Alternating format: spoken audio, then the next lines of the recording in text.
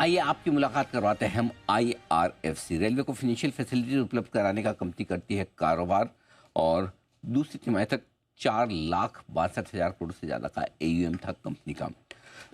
कल बाजार के दौरान आए थे नतीजे करीबन 2 बजे के आसपास मिले जुले रहे नतीजे। आय में रही 7.5% की कमी, कामकाजी मुनाफा 8% घटकर आया है, मार्जिन 99% के ऊपर स्टेबल है और वहीं मुनाफे में दिखी है 10% की बढ़त। आइए मुलाकात करते हैं कंपनी के चेयरमैन और मैनेजिंग डायरेक्टर मनोज कुमार दुबे साहब हमारे साथ कार्यक्रम में हो रहे हैं शामिल। दुबे साहब, हिंदू कॉलेज दिल्ली यूनिवर्सिटी से आपने ग्रेजुएशन किया है, पोस्ट ग्रेजुएशन किया है, Indian school of mines Dhanbad से आपने एमबीए की डिग्री हासिल की है और कॉनकोर में आप डायरेक्टर फाइनेंस के और सीएफओ के पद पर भी काम कर चुके हैं और भारतीय रेलवे में ई टेंडरिंग और ई ऑक्शन सिस्टम शुरू करने में दुबे साहब की बहुत ही बड़ी भूमिका है। बिल प्रोसेसिंग सिस्टम डिजिटाइजेशन और पेंशन सेटलमेंट शुरुआत करने में भी आपने काफ़ी कुछ बड़ा कंट्रीब्यूशन किया, इसे लीड किया है। दुबे साहब, गुड मॉर्निंग, बहुत बहुत स्वागत है आपका। धन्यवाद सर हमें समय देने के लिए। थोड़ी सुस्त तिमाही दिख रही है, आय और कामकाजी मुनाफा दोनों थोड़ा घट कर आया है, क्या वजह समझते हैं सर? आपकी इस तिमाही में क्या खास ट्रिगर्स हैं? अनिल जी नमस्कार और बहुत धन्यवाद। काफ़ी अच्छी बातें हमारे बारे में कहने के लिए। Thank you sir. टीवी पे मेरी आपसे पहली मुलाकात है जी। जो आपने कंपनी के रिजल्ट्स के बारे में बात किया, इससे मैं कुछ स्पष्टीकरण देना चाहता हूँ। जो पहली अच्छी चीज़ है कि हमारा जो पैट है, जो शुद्ध लाभ है, वो डबल डिजिट में 10% से ऊपर ग्रो किया है Q2 में भी। और H1 देखें अगर कंसिस्टेंटली Q1 Q2 दोनों मिलाकर भी आप देखें तो हमारा जो शुद्ध लाभ है, पैट जो है, वो 10% से ऊपर में ग्रो किया है। एक जो रेवेन्यू का जो इशू है, जहाँ की हमने डिप दिखाया है H1 में करीब 3% का और Q2 में करीब 6% का, उसका टेक्निकल कारण है, उससे व्यवसाय का कोई लेना देना नहीं है, वो मैं आपको क्लियर कर दूं। ये भारतीय रेल को जो हम लोन देते हैं, जो प्रोजेक्ट के लोन होते हैं, उसमें 5 वर्षों का मोरेटोरियम होता है। इस वर्ष क्योंकि कुछ प्रोजेक्ट्स अभी कंप्लीट नहीं हुए हैं, तो मोरेटोरियम 1 वर्ष के लिए हमने बढ़ा दिया है और अग्रीमेंट साइन नहीं किया है। क्योंकि अग्रीमेंट हमने साइन नहीं किया है, तो अकाउंटिंग प्रिंसिपल्स जो है उसमें हम उसको रेवेन्यू रिकग्निशन नहीं कर पा रहे हैं, इसलिए हमारा जो आय है वो कम दिख रहा है। लेकिन आप देखेंगे शुद्ध लाभ जो हमारा वो पूरा दिख रहा है। अब ये 1 साल का मोरेटोरियम 31 मार्च को खत्म हो जाएगा और अप्रैल महीने में अगले एफवाई में हम इस वर्ष का भी अग्रीमेंट साइन करेंगे और अगले वर्ष का भी करेंगे, तो अगले वर्ष आपको आय में भी डबल जंप दिखेगा। तो पूरा जो हमारा जो गेम प्लान है इस वर्ष का डाइवर्सिफिकेशन में, जिसपे हम आपसे चर्चा करेंगे, उसमें यह है कि शुद्ध लाभ पे पूरा ध्यान दिया जाए और मार्जिन से पूरा ध्यान दिया जाए। और अब देखेंगे कि दोनों ही क्वार्टर में हम शुद्ध लाभ और मार्जिन दोनों में बहुत अच्छा कर रहे हैं। बिल्कुल, आपने बहुत अच्छे तरीके से समझाया भी। ये अकाउंटिंग की वजह से आपको थोड़ा सा रेवेन्यू और कामकाजी मुनाफा कम दिख रहा है, लेकिन मुनाफे में अच्छी बढ़त है ही, इसमें कोई डाउट नहीं है। अब आइए सर, आपकी एसेट क्वालिटी के बारे में बात करते हैं। किस तरह की रही है एसेट क्वालिटी और क्या इसमें और इम्प्रूवमेंट की गुंजाइश दिख रही है सर? अनिल जी, ये बड़ा इम्पोर्टेंट सवाल है जिसपे मैं, क्योंकि हमारा शेयर होल्डर बेस बहुत बड़ा है, 55 लाख के आसपास और उससे ज़्यादा, करीब करीब देश के 5 सबसे बड़ी कंपनियों जिसके शेयर धारक सबसे ज़्यादा हैं उसमें हम भी आते हैं। तो हमारी जिम्मेदारी होती है कि हम सही खबर जो है आपके माध्यम से अपने शेयर होल्डर तक पहुंचाएं। तो देखिए, आईआरएफसी पिछले 38 सालों तक 2023-24 तक सिर्फ 1 क्लाइंट मॉडल पर काम करता था। इसका मतलब हुआ कि सिर्फ भारतीय रेल को हम फंडिंग करते थे। पिछले 2-3 वर्षों से ये तीसरा वर्ष है जब गवर्नमेंट बजटरी सपोर्ट जो है वो इंडियन रेलवे को पूरा कैपेक्स के लिए मिल रहा है। तो पिछले 3 वर्षों से हमने भारतीय रेल को कोई डिसबर्समेंट या लोन नहीं दिया है। लेकिन हमारा जो मैंडेट था, उस मैंडेट में लिखा हुआ था कि हम रेलवे सिस्टम में, इकोसिस्टम में किसी भी व्यवसाय का अगर कोई बैकवर्ड या फॉरवर्ड लिंकेज रेलवे से हो, उसको भी हम लोन दे सकते हैं। अब हमारा स्ट्रेंथ क्या है? मेरा स्ट्रेंथ ये था कि इस कंपनी का स्ट्रेंथ ये था कि हमारा मार्केट में सबसे अच्छा रेपुटेशन था, हम 0 NPA कंपनी है। तो हमारा जो बोरोइंग कॉस्ट है वो सबसे कम है और हम कॉस्ट प्लस मॉडल पे सिर्फ 40 पैसे का मुनाफा लेकर के हम भारतीय रेल को ये लोन दिया करते थे।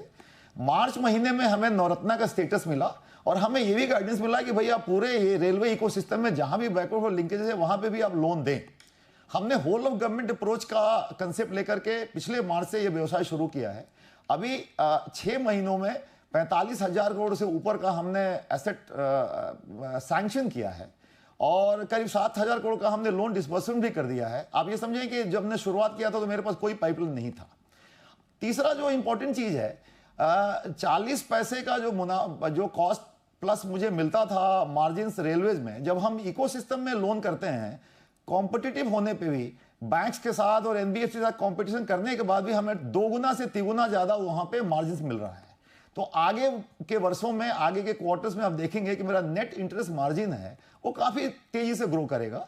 और वही कारण है कि आप पिछले Q1 और इस Q2 का देखेंगे, जो हमारा शुद्ध लाभ है, जो पैट है, वो डबल डिजिट में ग्रो कर रहा है। तो हमने हमारी जो टीम है, यंग टीम है, उसमें कुछ बहुत सीनियर लोग भी लीड करते हैं, लेकिन मेजॉरिटी हमारी यंग टीम है, वो काफी चार्ज अप है इसको लेकर के कि एक नया मॉडल जो बना है IRFC 2.0 का, जहां पे कि रेलवे को भी हम फंडिंग करेंगे और रेलवे इकोसिस्टम में हम डाइवर्सिफिकेशन प्लान के साथ भी फंडिंग करेंगे। इससे अच्छी बात यह आ रही है कि शेयर होल्डर्स के लिए जो हम यील्ड निकाल के लाएंगे, जो शुद्ध लाभ निकाल के लाएंगे, वो काफी बेहतर होगा और हर क्वार्टर में आप देखेंगे कि वो बेहतर होता चला जाएगा। बिल्कुल, आपने पहले 6 महीने में 45,382 करोड़ के आसपास के जो बिजनेस एग्रीमेंट साइन किए हैं पावर जनरेशन, रिन्यूएबल एनर्जी वगैरह में, जो रेलवे से हटके। लेकिन आपने जैसा कहा भी, इंटरेस्टिंग बात यह कि रेलवे से कम बिजनेस होने के बावजूद, नया बिजनेस नहीं होने के बावजूद कंपनी की परफॉर्मेंस दमदार है। आपका हाईएस्ट एवर क्वार्टरली प्रॉफिट आया है 1777 करोड़ का। तो सर, कोई खास वजह कि इंडियन रेलवे से आपका बिजनेस इतना कम क्यों हो रहा है, और क्या भविष्य में भी यही ट्रेंड रहेगा या फिर से आपका इंडियन रेलवे से बिजनेस बढ़ने की संभावना है? अनिल जी, इसके 2 आंसर मैं बड़े स्पष्ट तरीके देना चाहता हूं। जो अच्छी बात यह है कि इंडियन रेलवे का तो हम सोल फिनांसर है ही हैं, हम उनके अधिकृत लेंडर्स हैं।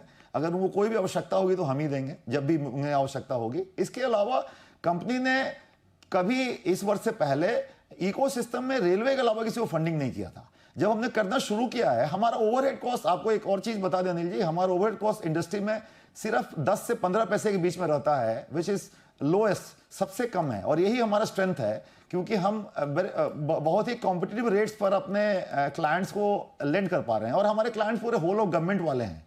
हमें लगता है कि जो केपेक्स इस देश में, क्योंकि 70% से अधिक का केपेक्स सरकारी तंत्र के लोग ही खर्च कर रहे हैं, उनको भी सस्ते दर पे लोन मुहैया कराया जाना चाहिए।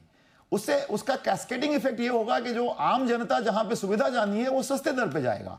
और हम IRFC में, हमारा मोटो वही है कि क्योंकि हम होल ऑफ गवर्नमेंट अप्रोच में फंडिंग करने जा रहे हैं, रेलवे को सेंटर में रख करके, तो हम सस्ते दर पे मुहैया करा पा रहे हैं और हम बड़ा अट्रैक्टिव है, हमें बिजनेस की कोई कमी नजर नहीं आ रही है। ये पहली बात हुई। दूसरी बात, आपने पूछा कि रेलवेज में फंडिंग का फ्यूचर क्या होगा।